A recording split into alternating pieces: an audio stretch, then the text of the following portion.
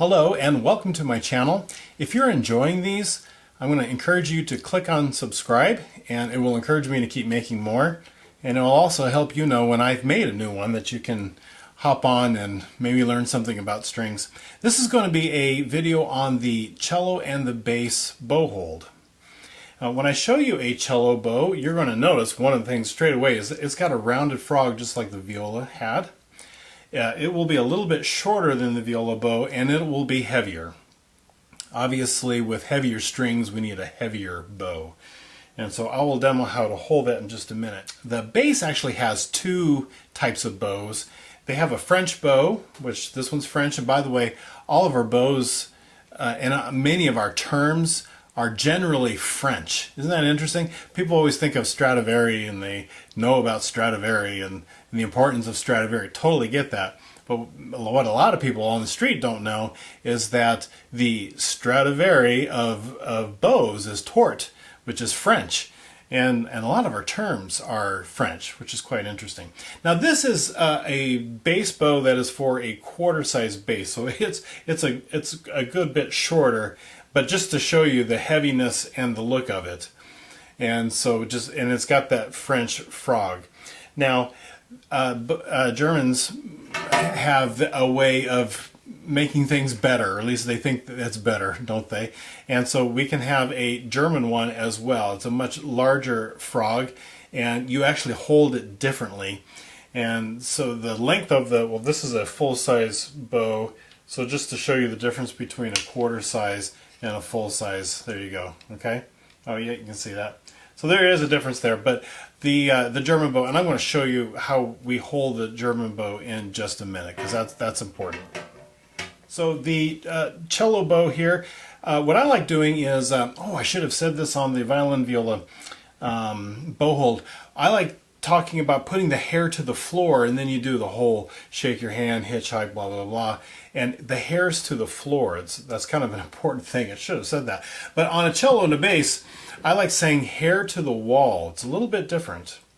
Because when I hold it, and when I bring it down to the instrument, if I do hair to the wall and I bring it to the instrument, it generally will just fall just right in place really neatly. Okay? So anyway, hair to the wall.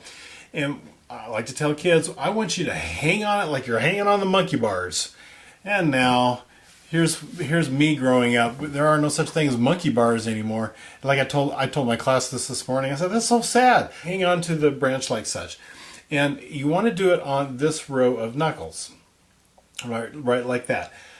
I have seen and heard people talk about that row of knuckles, and you sync it up more. The thing is that there's not as much flexibility. It might be it might feel more secure, but not as much flexibility.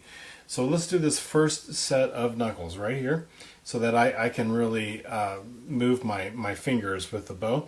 And then thumb just goes straight across from this second finger. How cool is that? That's really pretty much it. And when I do windshield wipers, it's like such. Now violin viola, I told you to put the thumb up against the hair, not so with cello and bass. Now when you're holding this, especially when you get it in place, maybe the first finger just kind of brushes the hair down here. It doesn't really matter, but because it's all the way down here. But right here, you're holding it in the middle, because remember, balance point is kind of nice. And so when I do windshield wipers, it's not feeling so heavy. All right, and then as I bring it down to the frog, you're going to feel it more in the pinky and more in the pinky. And then the same spot, thumb goes between the frog and the stick.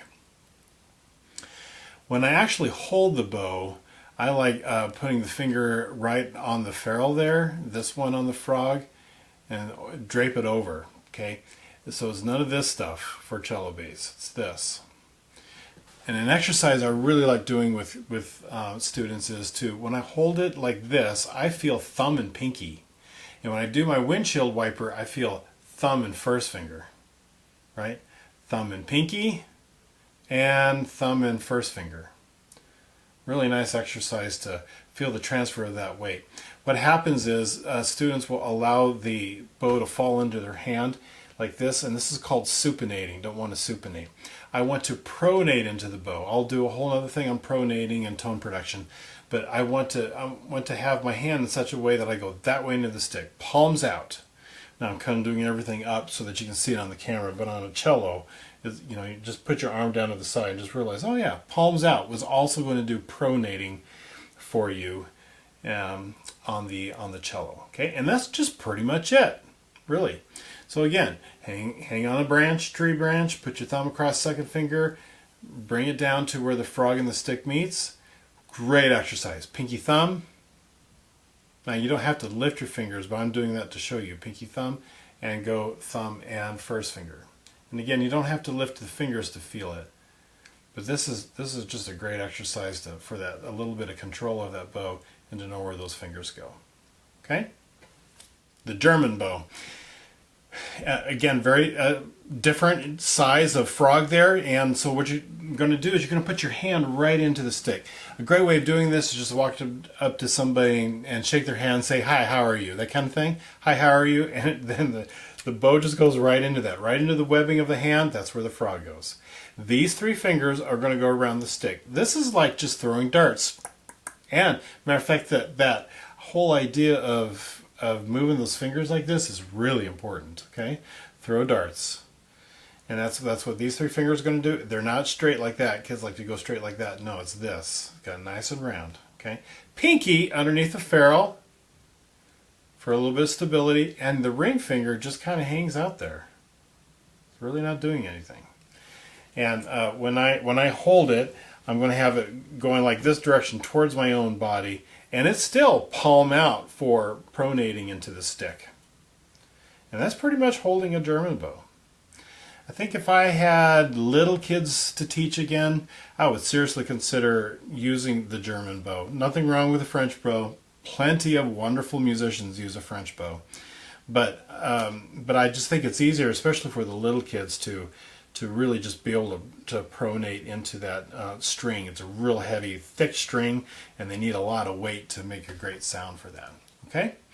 And so that is holding the cello and the bass bow, and I will see you at the next video.